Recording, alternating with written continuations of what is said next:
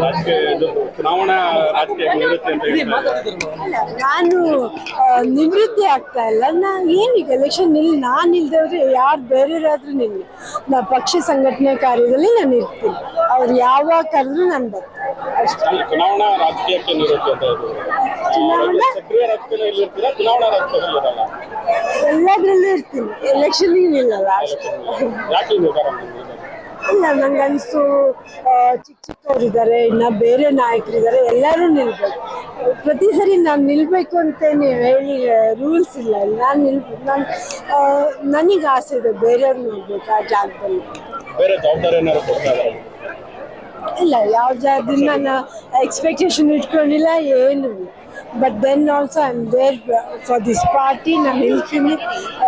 ನನ್ನ ತಮ್ಮ ಮದುಗೋಸ್ಕರ ಆಗಿರ್ಬೋದು, ಬೇರೆ ಮುಖಂಡರಿಗೋಸ್ಕರ ಆಗಿರ್ಬೋದು, ನಾನು ಪಕ್ಷ ಸಂಘಟನೆಯಲ್ಲಿ ಏನಾದ್ರು ಆಗ್ತೀನಿ 100%. ಏನಾದ್ರು ಜವಾಬ್ದಾರಿ ಕೊಡ್ತಾ ಇದ್ದಾರೆ?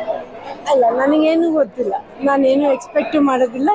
ಅವ್ರೇನು ಕೆಲಸ ಹೇಳ್ತಾರೆ ಅದನ್ನು ಮಾಡ್ತೀನಿ. ಶಿವಮೊಗ್ಗದಲ್ಲಿ ಈಗ ನೆಕ್ಸ್ಟ್ ಮುಂದಿನ ನಿಮ್ದು ಜವಾಬ್ದಾರಿ ಇಲ್ಲ, ಪಕ್ಷ ಸಂಘಟನೆದೇ ಒಂದು ಕಾರ್ಯ ಅಷ್ಟೇ ಹೊರತು ಬೇರೆ ಏನಿರಲ್ಲ. ಇಲ್ಲಿ ಏನು ಕೆಲಸ ಮಾಡೋಕ್ಕಾಗತ್ತೆ, ಸಂಘಟನೆ ಮಾಡಬೇಕಷ್ಟೆ.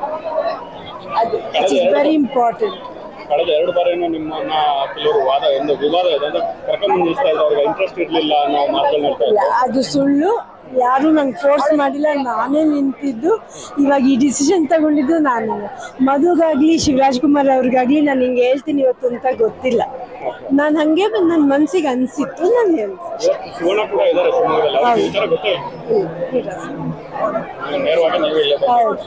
ನಾನು ಏನು ಮಾಡಿದ್ರು ಅವರಿಬ್ರು ನನ್ನ ಜೊತೆಗಿರ್ತಾರೆ, ಮಾಡಬೇಡ ಅನ್ನಲ್ಲ. ನನಗೆ ಆ ಫ್ರೀಡಮ್ ಫುಲ್ ಇದೆ to take my own decisions. ಶಿವಮೊಗ್ಗಕ್ಕೆ ನೆಕ್ಸ್ಟ್ ಯಾರು ಬರ್ಬೋದು?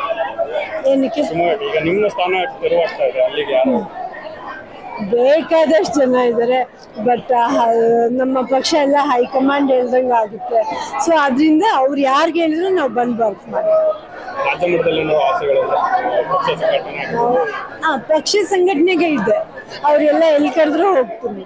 ಬೇರೆದೇ ಏನಿಲ್ಲ. ರಾಜ್ಯ ಮಟ್ಟದಲ್ಲಿ ಜವಾಬ್ದಾರಿ ಏನಾದ್ರು ಬೇಕು? ಇಲ್ಲ, ನನಗೆ ಅದೆಲ್ಲ ಏನು ಮನಸ್ಸಲ್ಲಿಲ್ಲ.